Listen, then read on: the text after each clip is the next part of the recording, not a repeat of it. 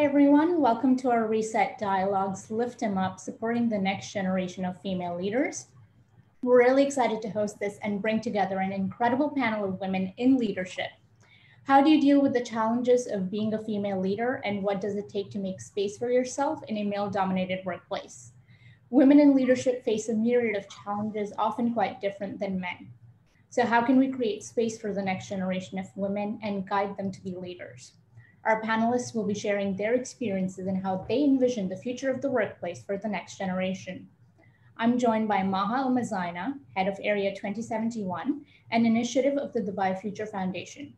Launched by His Highness Sheikh Mohammed bin Rashid Al Maktoum, Vice President and Prime Minister of the UAE and ruler of Dubai, Area 2071 is an ecosystem that aims to create a fostering environment for the creatives and entrepreneurs.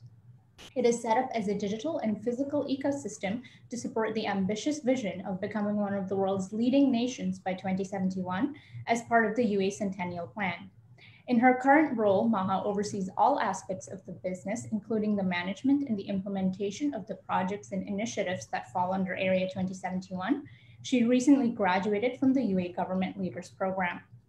Malvika Pankaj Khimji joins us from Oman. She's the director of Khimji Ramdas, which was established in 1870 and is one of Oman's pioneering and most respected business conglomerates. Malvika is the first of the sixth generation to join the family business and the first female member of the family to be inducted as a director. She oversees Khimji Ramdas's projects and logistics vertical and has a background in law. Wemi Damakar is the founder of Mawahib, an art studio for adults of determination here in Dubai. Wemi works to provide people of determination with a voice to be heard and give them the opportunity to further integrate in society and be recognized and rewarded for their talents. Rosamond Madhavji is the founder of RR & Co. and one of the most prominent faces in the Middle East's luxury and media scene. Founded in 2007, Rosamond established RR & Co., the first boutique PR and showroom in the Middle East specializing in the luxury sector. The company focuses as an advisory office in the luxury space and as a digital influencer and brand ambassador for the world's leading brands. Lucy Chow is an investment committee executive at WBAF Angel Investment Fund. Lucy is focused on the innovation space, both in terms of supporting founders and as an investor. She's also the director of the Women's Angel Investor Network and an investor with Next Wave Impact Fund, the Founder Institute, and Mindship Capital. Thank you all for taking time out on joining us here today. Before we begin, I'd like to tell you a bit about Reset. Reset is your everyday partner for stories and resources around mental health and well-being, inclusion, gender, health, and education. Since its launch, the team has focused on powerful stories that impact individuals in the UAE and across the globe and provide free resources to the community. Our idea behind Reset Dialogues is to foster a safe space such as this one to have conversations on topics that are often stigmatized or misunderstood and bring together people and stakeholders to share their lived experiences, address the challenges, and find potential solutions. You can follow the conversation live on our Facebook page at Reset Your Everyday and get snippets of it on our Instagram at ResetFest. The hashtag for this conversation is hashtag Reset Dialogues. We'd love to hear what you think as we go along. If you do have questions for our panelists, you can either DM us on Instagram or ask in the Q&A option here. So that's enough of me speaking. I want to start by asking all of you to fill our audience in on your leadership trajectory so far. Maha, let's start with you. Can you take us through your leadership journey and what your experience has been like? Okay, so first of all, hello everyone. I think in terms of my leadership journey, I see it more of, I don't see it as a one-stop kind of journey, but it doesn't end or start somewhere. It keeps on going. And in so many ways, I would say, and admittedly, I have made a lot of mistakes in the past, but I think from those mistakes, I learned from them. And then I started somehow experimenting in the way I either deal with the teams or the projects that are being given to us to work on with my colleagues or even external parties or external stakeholders who we work with very closely. I think it's an ongoing journey. It's an ongoing project. There is a lot of gems that you might find along the way as you go, and you might fall into different cavities or even holes. But one thing for sure, I think what you need to do is like pick up yourself every time you fall into those cavities. And one thing that I want to really highlight is that persistence is key when it comes to leadership. I think those are very important points and great advice. Rosamund, you moved to Dubai a few years ago, and you spent your time between London and Canada. So, what was it like breaking into the Middle East fashion and luxury scene, and what were some of the challenges you faced? So I moved to Dubai about 14 years ago, which honestly, time flies in this place. But yeah, it's been 14 years. To be honest, I was in the corporate sector in London, and I was working for mainly my large part of my career was working with Tom Ford at Gucci Group, and I was literally just starting my next kind of big role at Dior. And when I came to Dubai with family, it was a very much a 3-week. Just coming here, and I've been to Dubai, so I did kind of know the landscape of it, but I was here for 3 weeks and heading back to this new role that I had. But when I came here, what I realized is right away, I started getting calls from colleagues that I used to work with back in Europe and the States, and they would be asking about the Middle East market. And I started seeing gaps in the market because the standards of doing PR and marketing, especially in the luxury space, wasn't the same as it was in the standards back there. So that's it. My business really started organically, and it started with literally doing kind of mystery shopping and giving back feedback about how brands were handled here. And then I kind of got my first big client, which was Tiffany & Co. And all of that came through word of mouth. So I think for me, it happened organically. If I didn't move here, I would have just honestly stayed in that corporate ladder and worked my way up. So you essentially, in a sense, made history in your own way by establishing RR & Co, which is the first boutique PR and showroom in the Middle East. And Malvika, you, on the other hand, essentially made history when you became the first female director at Khimji Ramdas, which is at the forefront of business in Oman. What has it been like being the first woman to be inducted in a 6th-generation family business, and what have been some of the challenges you've faced, especially as a young woman? Good morning, everyone. Thank you, Akanksha, for having me. I would like to say that it was a revelation of sorts, something that was not perceived as my birthright, but my parents made me believe that it was my right if I wanted, and if I worked my way to be here. I also feel that a lot comes with starting from the bottom. You cannot be a leader overnight. You can be given the tag of being a leader, but unless you don't work your way from the bottom and learn your actual business, it's not possible. And it's something that I had to work hard at, because sometimes even if you want to work your way from the bottom, there are people around you that feel that because you're a family member who's been inducted as a director, you don't need to do it. But luckily I had a very good support team with all my colleagues. They really pushed me. So there were challenges, but I would like to look at it as if I had less challenges and more opportunities while being inducted into the business and training within the business as well. So it's been an interesting journey so far. Well, I mean, like Malvika said, you have to, get your hands dirty and learn all aspects of the business. And for you at Mawahib, you have built it from ground up. So take us through that journey that led to the creation of your current operational model. Good morning, everybody. It actually started in 2002 when we came to Dubai with my family. And the first thing I noticed is that there were no people of determination around. That is actually how I thought we need to do something for the people with special needs, people of determination, how we call them here in the Middle East. And I became a volunteer at one of the schools for special needs for children. And that is where I learned that there was nothing for the grown-ups. And after a couple of years, from being a Jumeirah Jane for years, I thought, okay, that's enough. Let's do something for the community.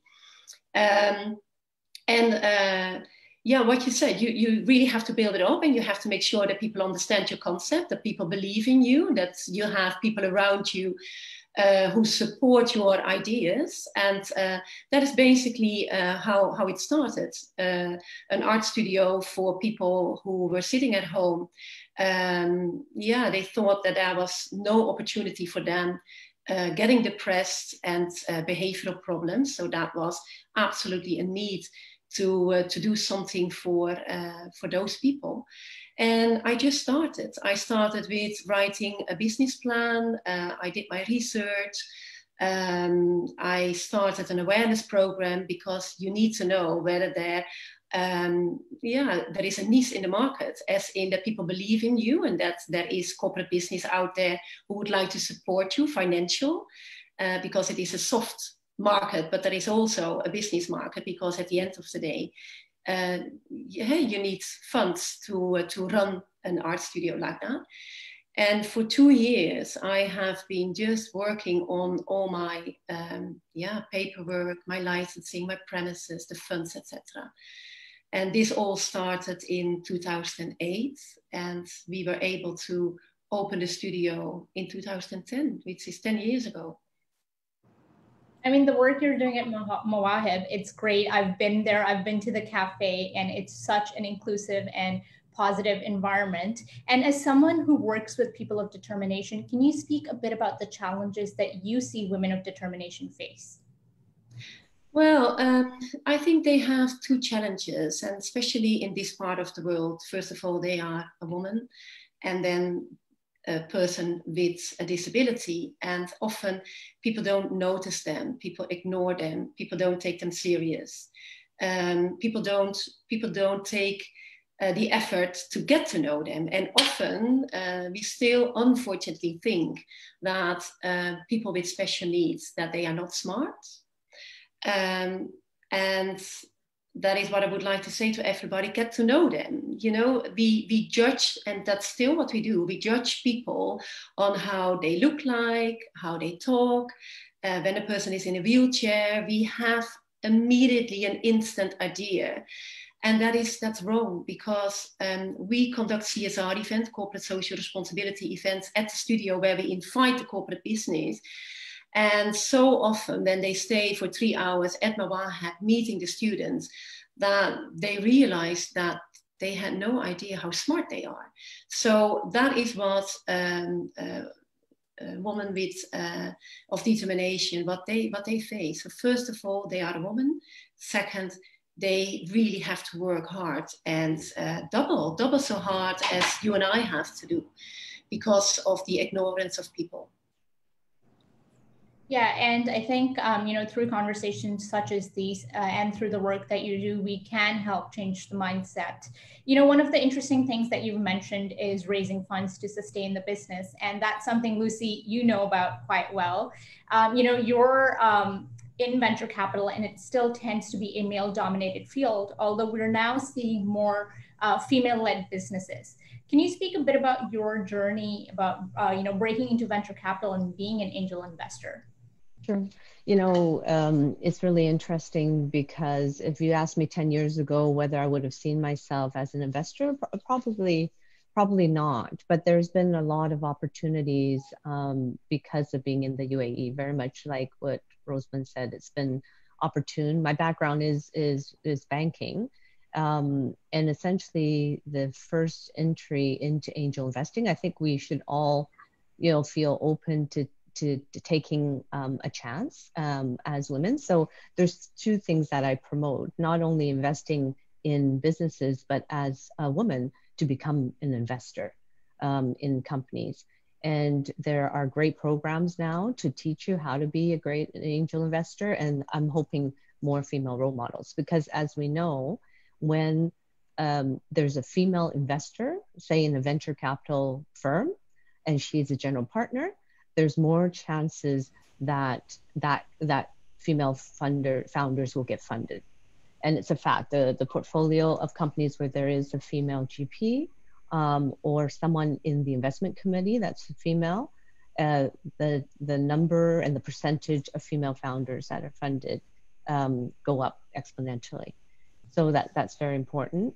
And we talk often a lot as to why is it that women who have great ideas, it's not that women don't have investable ideas. That's a real wrong way of viewing female founders. They have fabulous ideas. We certainly see a lot in this region, and this is not something limited to female founders. Male founders will tell you the same thing. It's just very hard to raise funds, and we need more people reaching into their pocket, whatever that amount might be. We can all start off as angels to fund startups, because I truly believe small businesses are the bedrock of all economies. So I'll just leave it there for now. So I'm going to come back to the point that you've raised about the benefits of, investing in female-led, startups and having female-led angel investors. For now, I want to, we've talked a bit about your background. I now want to move the conversation towards the roadblocks and the challenges that you and other female leaders face, because I think it will resonate a lot with the audience as well. So Malvika, let me start with you. You've touched upon it a bit, but can you speak a bit about some of the challenges you initially faced when you joined Khimji Ramdas and then moved up the ladder? I think something Wemi mentioned stayed with me. She said it's the perception, first of all, her two reasons, one being a woman, and it's the perception people have of you. And when I was inducted into the board, one of the first comments that I was told was, oh, it's going to be such a glamorous board. And I thought to myself at that point that just by having a woman there doesn't make it, it's not just about the glamour, it's about the work that's going to be put in, I think that's the perception people had when they saw me there or when they heard of me being there, and not realizing that, I had been put in a program where I was being trained at a warehouse 70 kilometers away from home. I would drive there every day and no complaints. I worked in the warehouse at the very bottom, worked my way up. I was probably one of the very few ladies working on the ground level over there. And eventually we distribute for Procter & Gamble, and it was a training program by Procter & Gamble that I did in-house. And I worked my way slowly throughout the whole training program in different departments. And eventually you realize that, even though people think, there were people who thought she's the owner's granddaughter, and then there were people who thought she's just here for a few months and, she's not going to be able to cope and she'll go out. But then there were the other people, the people who I concentrated on and who I held on to, who thought, no, they were determined to make sure I learn and I learned the best. And I tend to focus on those people. So I think the challenge was not to get bogged down by the negativity or the people who think you can't do it. I think you need to concentrate on the people. And luckily I had a very large number of people who thought I could make it. So I tend to, concentrate on those people. And I think that's what gave me the opportunity to grow and to learn my business the way I did. So it was a challenge, but it was also, again, as I said, it's an opportunity I got. Can I say something? Yes, isn't it important for all businesses to get into more diversity? And I think we are in a time that it is important that we have all kind of different people around in a business, because I think that makes it as a whole. And that is men, women, people of determination, different religions, different colors, etc. I think we need diversity. And so, yeah, Mabruk, yeah. So Malvika, it's really interesting that you say that, somebody made a comment about how the board will be more glamorous, because you're one of the hardest working people I know. And I know how much you've had to sort of, go, the miles you've had to go to sort of establish yourself in the company. And that's also evident in the fact that you moved to another city after marriage, and now you shuttle between two cities for work, and then where you and your husband stay. Most men don't have to do that. So take us through what that is like and what impact that has on your professional life. I think there was never the second thought of not working after I get married.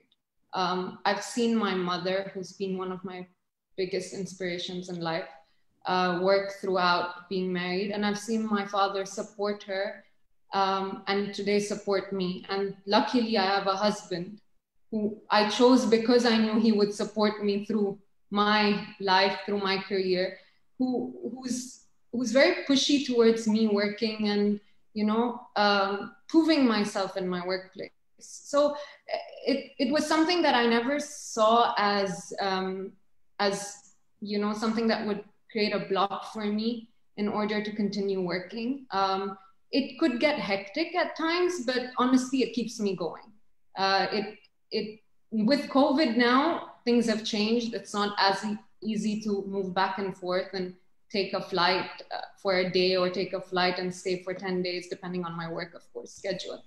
But now, with what also came with COVID is people are more accustomed to using Zoom to do meetings and other ways of communication that don't require people to physically be present. So I managed my work throughout. Being in projects and logistics, our work never stopped. So I managed my work throughout with that. And it's great having supportive parents, and it's really good having a supportive husband. I think that's what, I think he would not have married me, and I would not have married him if we did not have the similar work ethic and the same similar goals in order to achieve what we can achieve. So it's been good because I've never been stopped from working or asked to reduce my work or change my work lifestyle. It's always been something that he pushed me towards and my parents pushed me towards. So it's not been that difficult, honestly. I think that's so lovely, because we obviously do need more women in business and more women in leadership. And Rosamond, there's this age-old notion that entrepreneurs need to hustle all the time without breaks. What's your take on that? Especially as a woman, do you feel the need to go the extra mile to prove yourself? Honestly, like I think I am a hustler, but I think a lot of that actually has to do with, my parents were immigrants they moved to Canada. They're from East Africa. They settled in Canada, and I saw my parents start all over again from scratch. And so I came from a household of all my uncles, and even though they were professionals or accountants and, back home in East Africa, coming back to Canada, they had to start again. And so I grew up where my dad was building, his net worth from scratch, and it wasn't a 9-to-5 job. And so as much as when I did go to university, I did go in the corporate route. When I started my business, I realized that, to be honest, when I moved to Dubai, I was actually working 6 days a week or 7 days a week until my business started rolling. And the only day off I actually had to force myself was a Saturday, because Sunday, of course, everything's open here. And so it was my chance to be in the office, catch up with things, work with the team. And Fridays was a day I was doing all my conference calls with all the brands that were, based out of Europe and North America. So to me, I've never been in a 9-to-5 environment. And so for my personal experience of being an entrepreneur, yeah, I do feel like you're kind of always on the go. Also, when I look at my team, at the end of the day, it was my name on the sign, so the buck stops with me. Decisions that are made, how the team feels, like being very, making sure you had empathy, making sure you had a little bit of structure, everything comes down to me, because it was my business. And so, yeah, I don't know. For me, I am a hustler. And I think it took me a while to realize that, because when I actually reflected on what my childhood environment was, I grew up with my uncles, my aunts, my mom used to work, all of us, they built what we have now because of the circumstances they were in. So I think maybe I have that gene in me. I think I can relate to what you're saying, because obviously I moved to Toronto when I was, I think, 8 years old. So I'm familiar with the immigrant struggle that comes with it. So, one of the other things is that people have this idea of what an entrepreneur should be like. Have you ever felt the pressure to conform to, people's and fit into that box? For me, honestly, for me, because my business happened so organically, it was something I never wanted to do. And because brands and kind of old designers that were friends of mine, everyone started coming on board without me even asking. They'd be like, Rosamond, I've signed with this distributor and you're handling my PR and marketing, or you're going to be my advisor. And overnight, this business grew, and that's how I started kind of building my team. So, yeah, I never kind of conformed to what a traditional entrepreneur is. And honestly, for me, I always say it, I did learn on the job. I realized when the business, I started seeing it grow, I actually sat down and did a traditional SWOT test. I said, what are my strengths? And I think you have to be so honest with yourself. And I always tell people that is you can't do everything and you can't do it well, right? So I realized, my strengths are X, Y, and Z, and where are my weaknesses? That's where I started hiring employees. So making sure that, my finances were ordered, making sure I had a great writer, making sure that, the admin in the office was done, making sure, I just started filling in what my company needed around me for me to do the best job I could to make sure this company grew. I think that's such great advice, because I think I'm at that point now where Reset is a little over a year old. So everything you're saying is going to be taking down notes and basically doing that. Wemi, your job is very people focused. So what are the challenges that arise when your business is cause oriented? And what are the boundaries you've had to establish for yourself as an entrepreneur?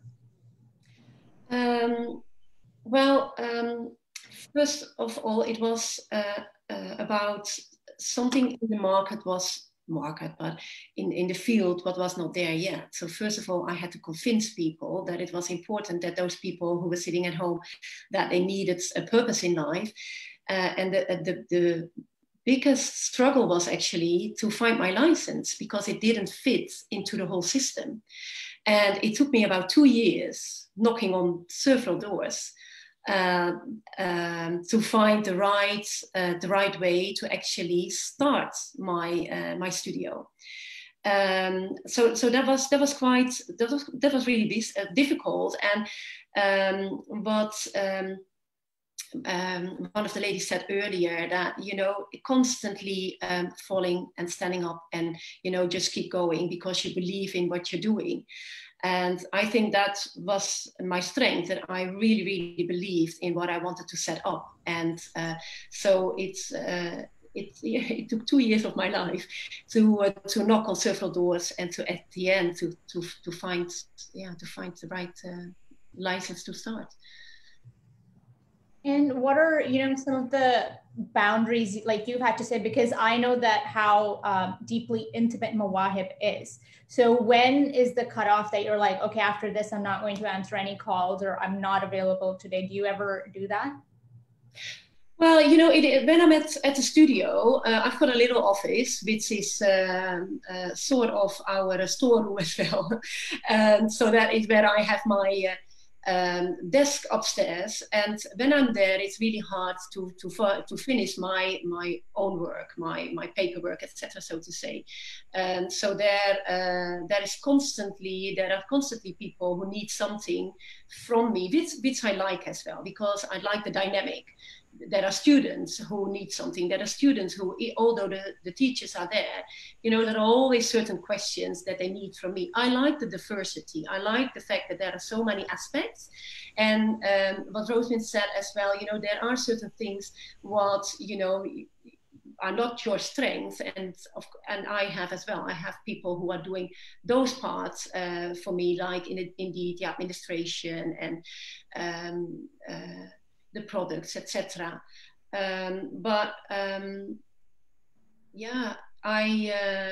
And it is hard work. It is 7 days a week and 5 days at the studio. The days that I'm not at the studio, I have to finalize my other work. Yeah. You know, at some point, all entrepreneurs need to evaluate the financial future of of their business, and this is something you're all familiar with. And Lucy, you know, a 2019 Columbia Business School study found that female-led ventures are 63% less likely to receive VC funding. So what needs to change to ensure that women get equal funding opportunities as their male counterparts?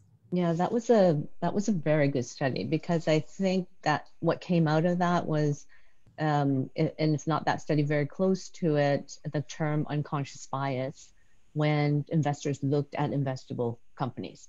And what that meant was essentially, because all the decision makers were predominantly men, they tended to invest in male founders.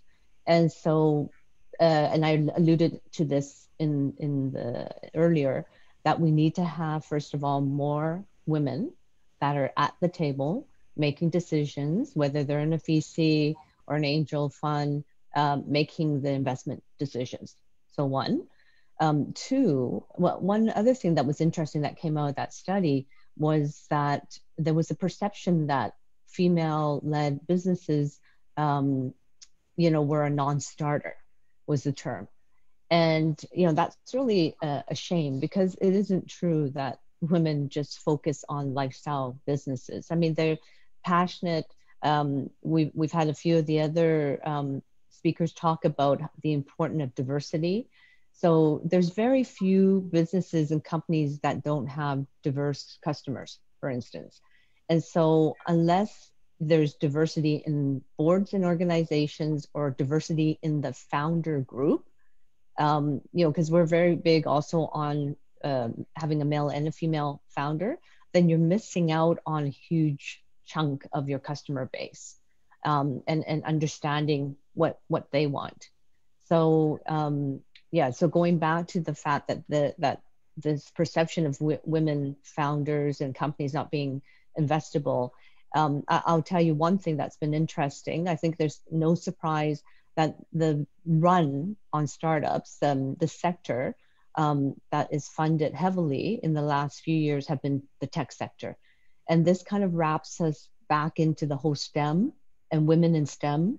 Women, we need to have more girls look and finish in the STEM area, and only then will they feel comfortable starting companies that have a tech platform. So we're seeing more. We're seeing a big jump of female founders in the tech space, but we could still use more.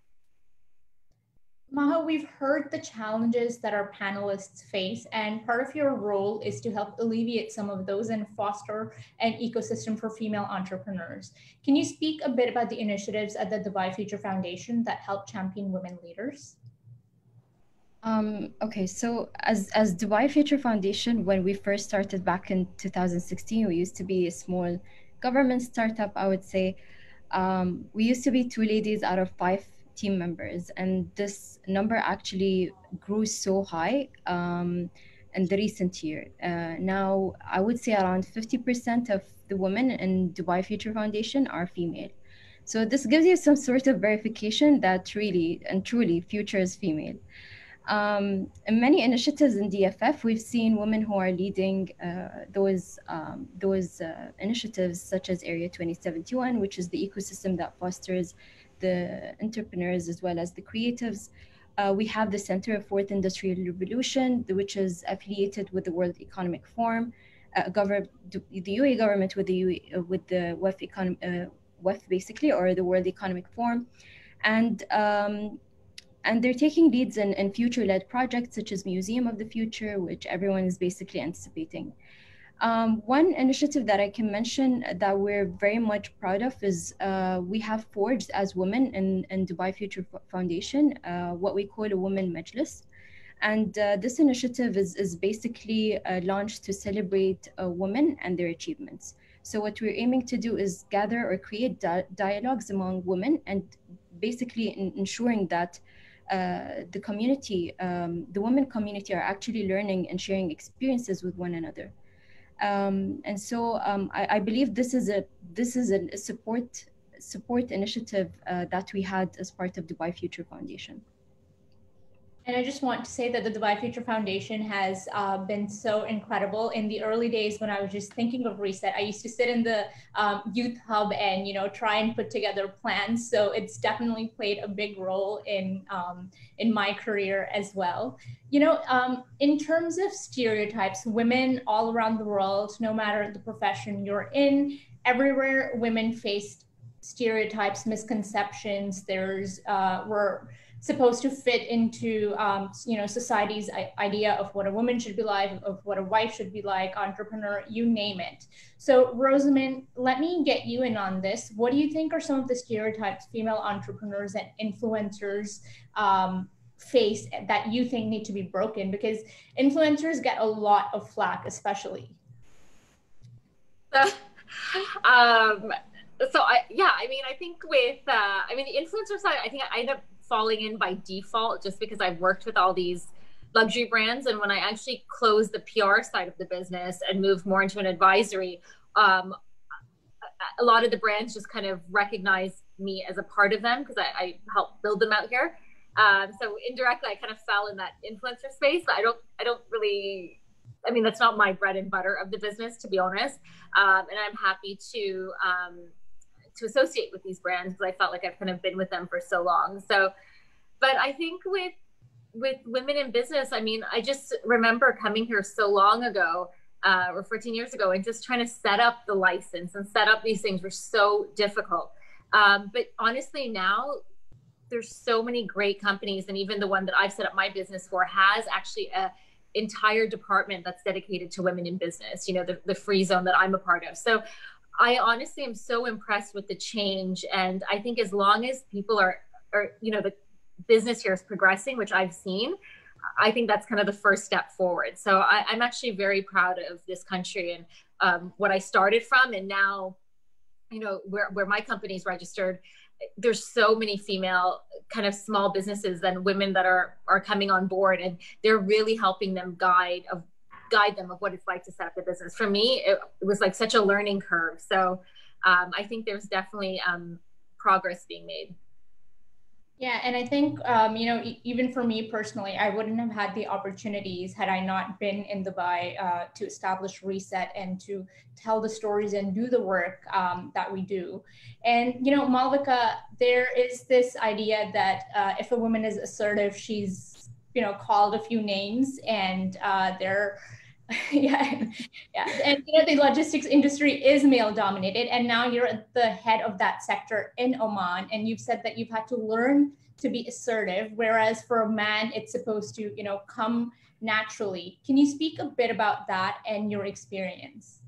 I think my assertive side only started coming up a few years down once I was inducted in the business. So initially I was quiet. I would do the job that was given to me at my desk, and I would participate in meetings and observe and learn and gauge what's going on, but not speak as much. This was my initial years.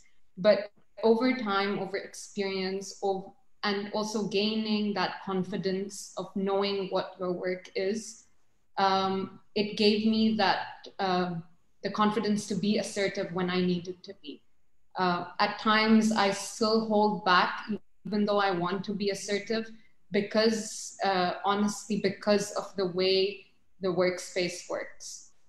It's, as you said, the names we get called for being assertive are very different as the names a man would be called for being assertive in a workplace. And you need to keep that balance going just in order, I believe you need to, you can be forceful to a certain extent, but if it's going to make your business or your business environment suffer, it's not worth it in the long run. And therefore, over time, I pick my battles wisely because I think it's wisely, and I tend to stay away from people or environments which I feel are unnecessarily going to create hurdles for the company. In the end of the day, what matters is where my company will go, not just tomorrow, but 10 years down the line, 20 years down the line. And I keep looking towards that. And as long as I have good intentions, and I tend, as I said, I tend to ignore what other people have to say, but at the same time, it shouldn't be an issue for, everyone around me. I think that's really good advice. And, money is another taboo that comes with being a woman. So Lucy, what do women need to know when looking for funding? Yes, well, I guess you've led into it. You cannot be afraid to ask for money. So let's take it from a female entrepreneur's perspective. It's a fact that female entrepreneurs, when they value their company, they value it less than a male values their company. And so we need to stop doing that, ladies. We need to, we need to be bold about how much time we've invested in putting a company out there. And I'm not saying be unreasonable and come up with like just something from the moon, but you're very capable. If you don't, and I always say, if you don't have the skill set, bring in a consultant to work on your financials, to give you a strong indication of what your company's worth today. And then also when you are looking for money, and I understand it's really tough, because when you need money, you'll take it. But it's a big deal to go and ask an angel or a VC for money, right? Because they're going to take some of your equity, your hard-earned equity. And again, there's sometimes a tendency to give away too much of your equity. And, fight for every percentage. Okay, so you're worth the VC money, obviously you are, but also make sure you fight to make sure you don't give away too much. So these are hard conversations, absolutely. They're very uncomfortable conversations that women typically are not used to having. And we tend to not like to be confrontational, but it's not being confrontational or not, is business. I think that's wonderful advice and very, well put. Maha, how can the public and private sector work in collaboration to better support women in business? I think in many ways, the private sector need to somehow empower or encourage to promote women who actually have the right merit. And the UAE, if you look at it from a government perspective as well, created the benchmark for that when it comes to gender empowerment here in the UAE and specifically in Dubai. Reflecting on this, Dubai Future Foundation believed in that empowerment and actually created the platform for myself as well as my different colleagues in the different sectors within DFF.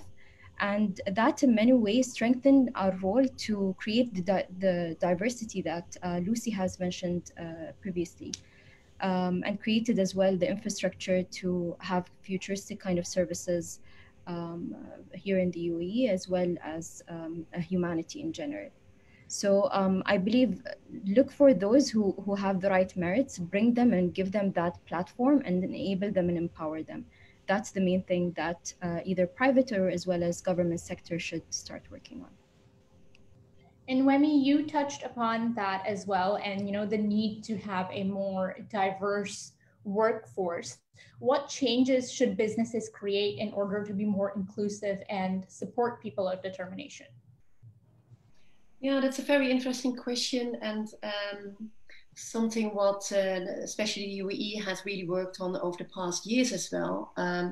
I think first of all, the business, and then I'm just talking about accessibility, but I think is a very important point. It's just simple things that when you have your office, that you make sure that it is accessible for people with special needs. I think that is number one, that whenever you have a customer coming in or when you have a new employee, that the infrastructure is there. And that again, that we have to implement this in our way of thinking. that, you know, they are part of our life, and they are not separate from the society. They are part of the society. So I think whatever we do, whatever we build new, that we have to think about the people of determination. So that is number one. And again, talking about the diversity, what I really believe is that in a business, that it is important to have all kind of different people. And you will be really surprised what it will do with your business if you have a person of determination working for your company.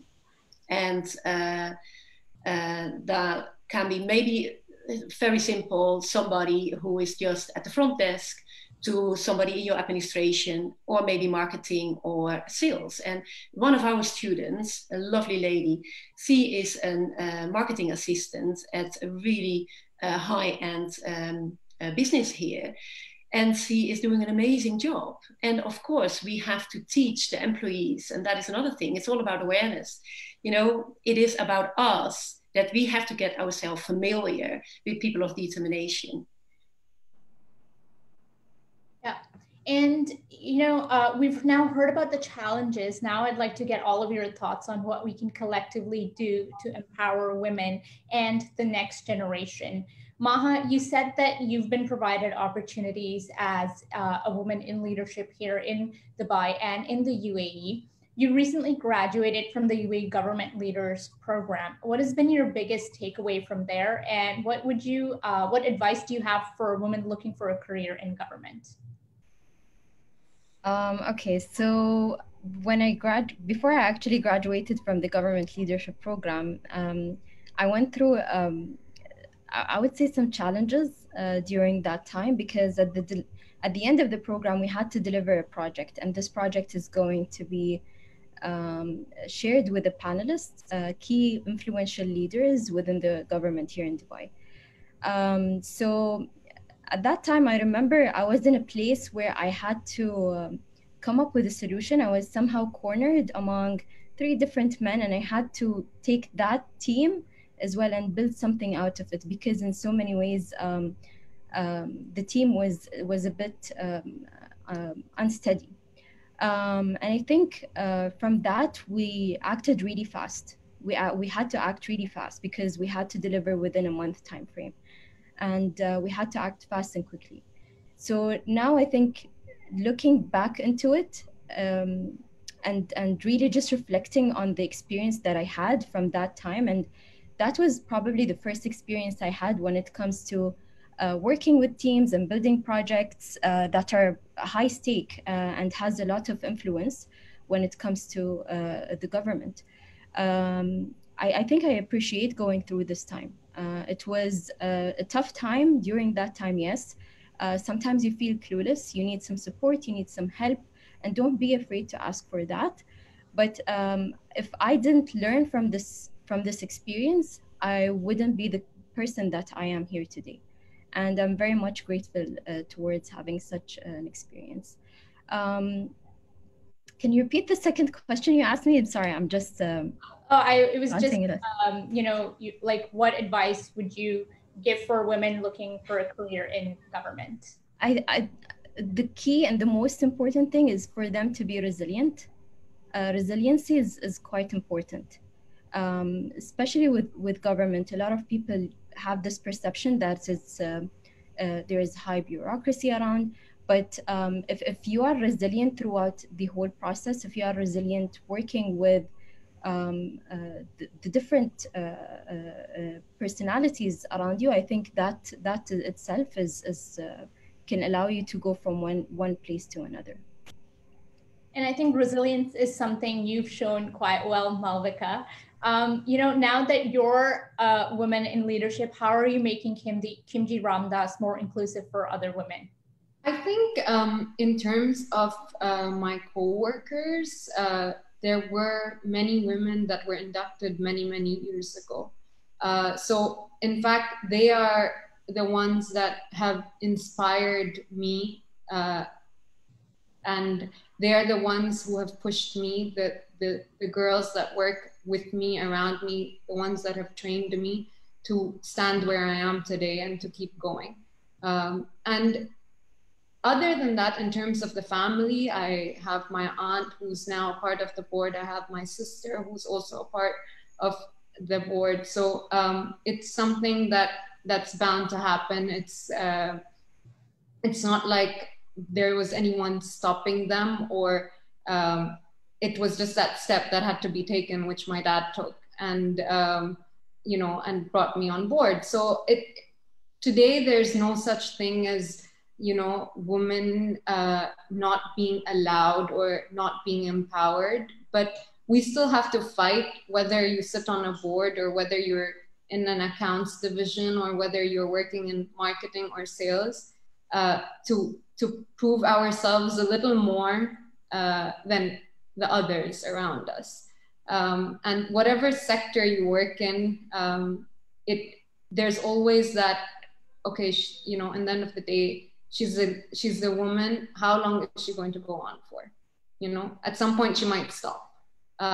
And I think you need to prove yourself and, be determined to say you're not going to stop. And in KR, we've been blessed that we're based in Oman, and Oman is, led by His Majesty Sultan Qaboos, Allah Rahmah, who passed away in January. We've had enough,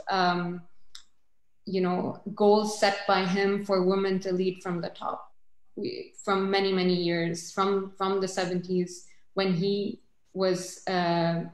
took over the country. And now we're blessed by His Majesty Sultan Haytham, who in his first speech to the nation in January mentioned how women empowerment is one of the key aspects of the country's growth. So I think if you have leaders like that, and we have enough women we look up to, whether it's in the government sector or the private sector in Oman, that have led the way, I'm not someone who's the only person they can look up to for inspiration. In fact, as I said earlier, I look to them for my inspiration, and we're blessed. That's great. And Lucy, you talked about this before, but can you elaborate a bit? In your experience, how do organizations and startups benefit from having more female leaders and mentors?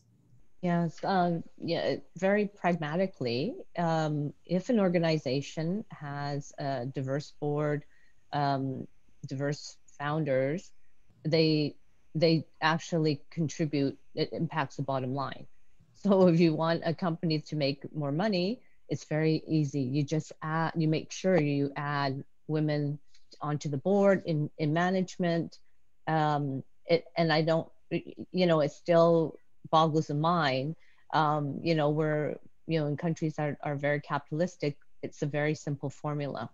And it's a fact. It's not something that's been pulled from the air. Diverse boards and companies make more money.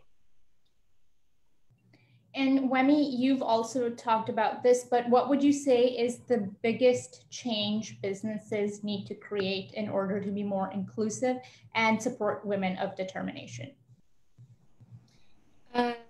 Well, I think the government has to they have to start with an infrastructure, because we only have schools for children with special needs here. And I think if we start with building the elementary school and the high school and vocational studies here for people of determination, that we give them the opportunity to go further than where they are now. So that is, I think, what the government really have to do. Secondly, I think it is important, again, that we get to know the people of determination, step out and please take them serious, and get to know them and see the value. And, I have learned a lot from my students. It's not that we are there and I'm running the studio, we've got beautiful art teachers. The students are teaching us every day. And that is on a complete different level than when we go to university. It is on an emotional humanitarian level. And I think that is what we all need. And I think that's a very important part for the business. So one thing for the government to make sure that there's an infrastructure, that women with special needs, people of determination, that they have the opportunity to step up and get also the certificate, a diploma. That is something that is absolutely something important for them to become more part of our society. And Rosamond, you're the queen of branding and all things social, and you do it in, you know, such an organic manner. How important is personal branding for young entrepreneurs, and how can they use social media to work for them and by extension their business? So I totally believe in personal branding, and I tell everyone when it comes to social media, before you post that picture, think 1,000 times before you post it, because at the end of the day, for an entrepreneur, you are the face of the brand.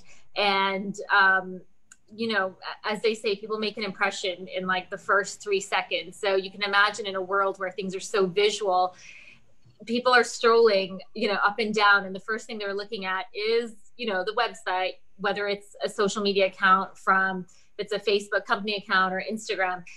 You want to make sure everything is really aligned. And yeah, I mean, I'm a complete advocate for really triple checking 1,000 times before you post something, because, you know, it is really a reflection of you and your business. And Lucy, I know that you have to leave soon. So before we turn to audience questions, I want the panelists to weigh in on one thing. So Lucy, let me just start with you. You know, not every woman is an entrepreneur, but in some capacity, we're all leaders in our own way.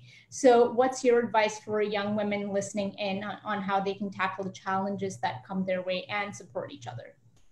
You know, we often talk about how important it is for young women and young men to have role models. Okay, so I think accessible now. As Rosamond mentioned, we can just go on Instagram, any social media platform, and I'm a big advocate of LinkedIn. It's amazing how open people are if you reach out to them and say, I really like your journey, I want to understand it a bit more. So I also talk a lot about networking.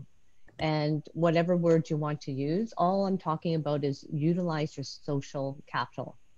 So, you know, as an entrepreneur, for instance, always make connections with investors before you need to fundraise. So that, and then to answer your question, therefore, as a young person, yeah, you don't know, maybe one day you want to go into a different industry, you might need to get an internship, you might want to find and transition into another job. It's very important that you look for people that will be not only mentors, but potential sponsors. And what that means is that they will talk about you and they will advocate for you and amplify your skill set and your messages. So I think, you know, mentors are important, but someone that has the ability to be a sponsor is even more important. Can I just jump in there? Sorry, I just want to say, you know, to whoever's watching, first of all, Lucy's advice is amazing, because your goodwill is a true testament of when you're going to start changing careers. And so what people say about you when it comes to hard work and loyalty and your trust and what you've put into that business, it all honestly comes down to your goodwill. So whatever you put in the first time, whether it's an internship for people that are starting out or work experience, put that time in, learn, ask questions. And if you can find a mentor, 1 or 2 along the way, that is the best start of your career. Yeah. And I think that's great advice from both of you. Lucy, I know that you have to leave. Thank you so much for being with us. Really appreciate your time and for your insights and for being so supportive. If the rest of the panelists can just stay on, please, to wrap up. Maha, do you want to take this question and answer what your advice would be for the next generation? Sure. Okay, I think the main important thing, which I think it's very important, just touching base on what Lucy has mentioned, is that you really need to believe in yourself and don't afraid to go out there and share what you believe with the world. And I think one thing just to add to that is that I've read Sheryl Sandberg actually book Lean In, and she said something which was an eye opener. A lot of people feel self-doubt, especially when they want to share something with the world or the beliefs that they have, because they always think someone's going to say something smarter or do something better. So don't hesitate and give yourself at least 1-2 seconds and then go out there and do what you have to do. So that's quite important. That's wonderful advice. Wemi? Yeah, I agree on that. I think it's so important that you believe in yourself, and I like the fact to get your mentors as well. I had 2-3 people around me who absolutely believed what I was doing. There were a lot of people who didn't believe in the project. But if you only need 2 or 3 people who stand next to you, who you can go to and ask you questions. And I had a coach as well, because I'm a nurse. I had no idea that I was an entrepreneur till I started, because I also I just started because I believed in my concepts, do something for those people of determination. But I knew that I was coming across a lot of mountains who I had to climb, which I did, but I did it with the help of a coach. And that is also what I would like to advise people. Get somebody next to you who can help you through the moments that you think, oh, this is not going to happen, or when you go down, because you will be there, and you will get stronger, and you will learn along the way, and you grow along the way. So and ask yourself the question: what's the worst that can happen? That's always, yeah. And Malvika? I just feel that if, as Maha said, Wemi said, Rosamund said, if you believe in yourself and if you believe in what you want to achieve, it is possible. But I also feel you need to think long term.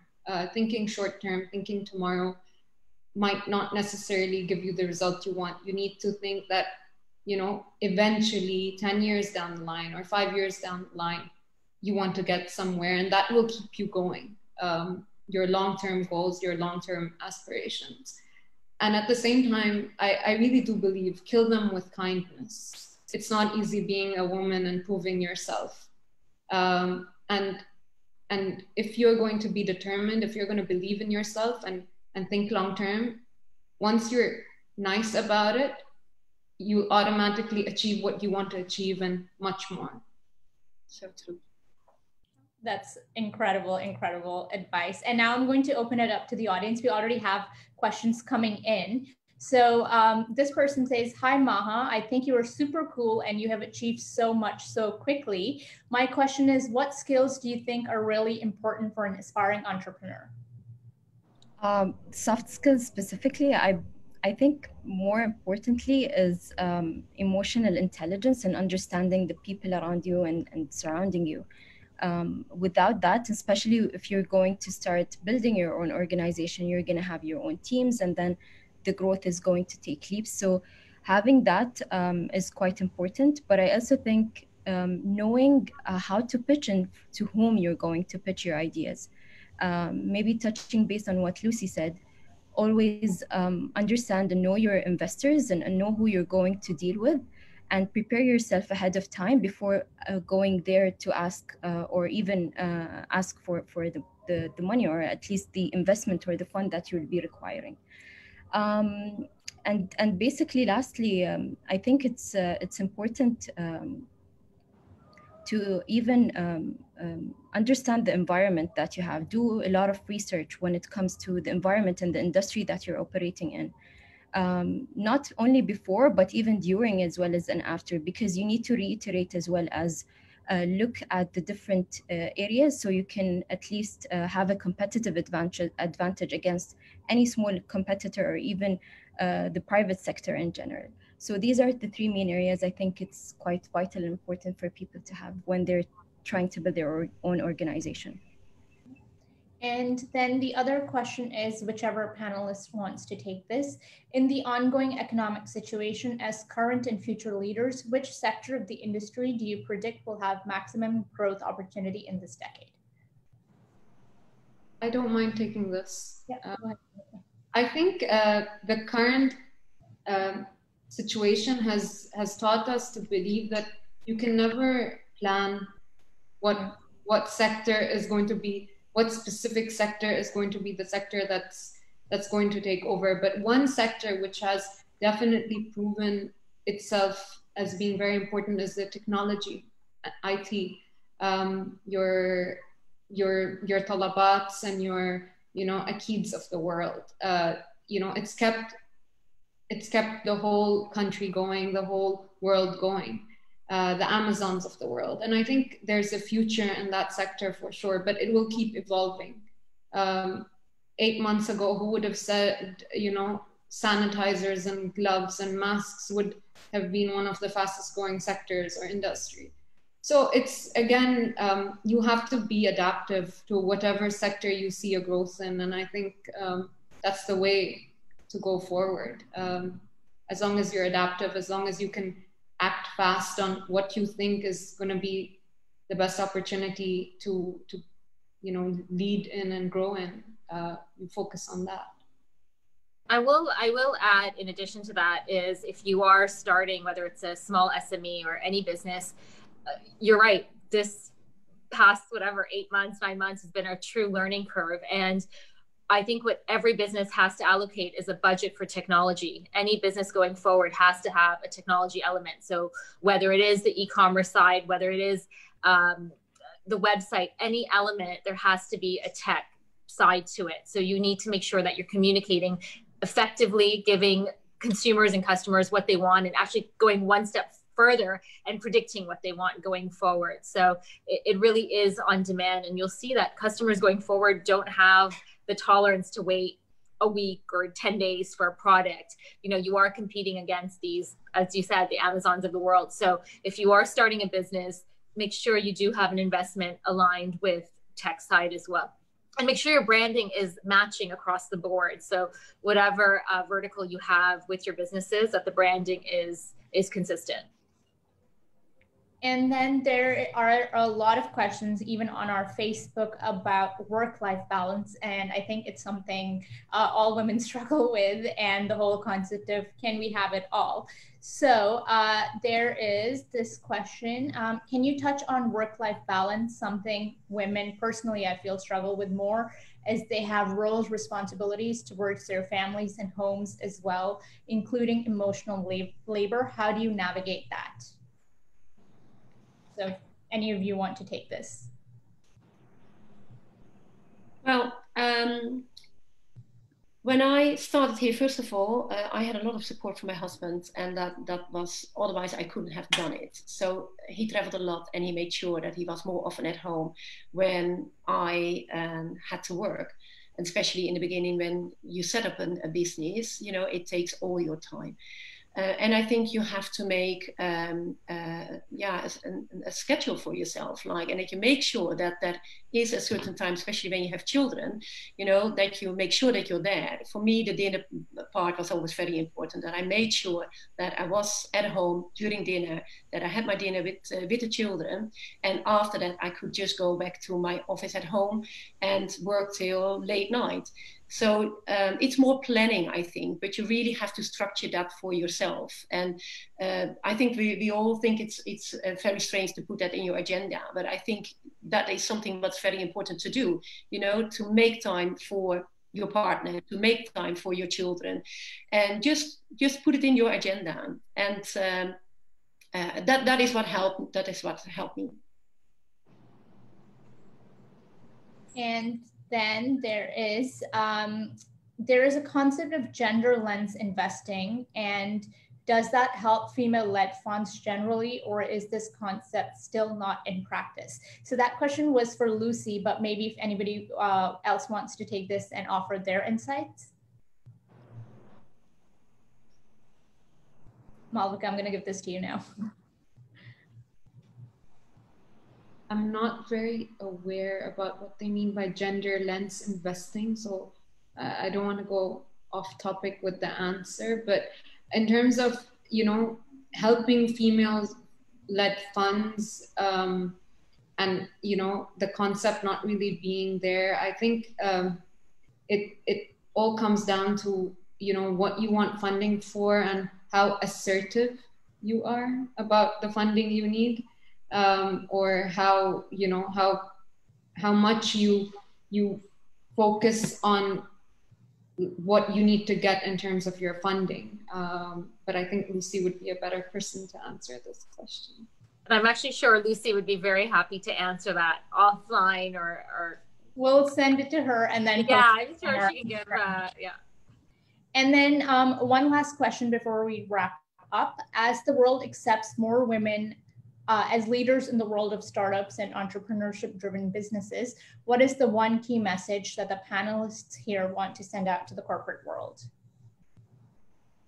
Maha, do you want to start? I think just like what I mentioned previously, know your worth and believe in yourself. This is very important, especially that if you're in the corporate world, everyone is really trying to go up the ladder, corporate or even public or even private sector. Everyone is trying to, everyone is basically the same. Like, you need to know what you believe in, and really know your worth, and see something that is quite special or unique to yourself.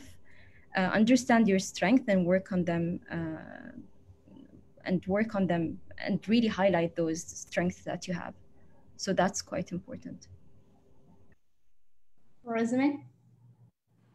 Yeah, I mean, I think one of the best learning curves for me actually last year, when I was kind of like an aha moment, was, it's so true, is learning your worth and knowing what you bring to the table. So before you walk into a meeting, really being prepared, and know what you've brought in past projects and what you are bringing forward to the client, or what services you're providing. So before, it was very hard for me to, you know, say whatever achievements or targets or goals that I had achieved. And to be able to vocalize that is, for me, was a challenge. And it took me like all these years to get to that point. So when you do come to the table, make sure you're prepared. And secondly, constantly be learning. Make sure you are reading. There is so much out there within a click of a button. So whether you're reading leadership books, whether you're, you know, understanding your sector specifically, there's so many trade press out there. Make sure you're constantly learning, and being on top of your game as well. So there's no excuse for not reading and not learning going forward. Wemi? Yeah, sorry, I was just so involved. Can you repeat the question? What is the one key message that the panelists here want to send out to the corporate world? Well, if you have the corporate world, if you have equal people, if you do your interviews and you have equal, you have men and you've got women, please just step out of your comfort zone and give people the opportunity. I think that is very important. You know, we always have the feeling that we have to prove ourselves more than man in this case. If you talk about the different, if you have equal opportunity to hire a person with the equal skills, then step out of your comfort zone. And you know, I think again it is important to give everybody the opportunity and to have diversity. And Malvika? I think all Maha, Rosamund, and Wemi have put down practically all my thoughts. But if I can reiterate, let's make sure that we don't choose people to come on board based on their gender. I think their hard work, their determination, and their willingness to achieve something is what should bring them onto the table and make you take them on board, and not the fact that she's going to get married or she's expected to have a child and she might become a stay-at-home mom. I think that is the way you are looked at or perceived needs to be changed as a woman. And I think that's the most important thing. And that's something that needs to be taught at home first. And it would automatically convert into learnings for the corporate structure, because first and foremost, you apply what you learn at home, and then you adapt to what the world teaches you. So I think if that starts happening, it will automatically show results in the corporate world.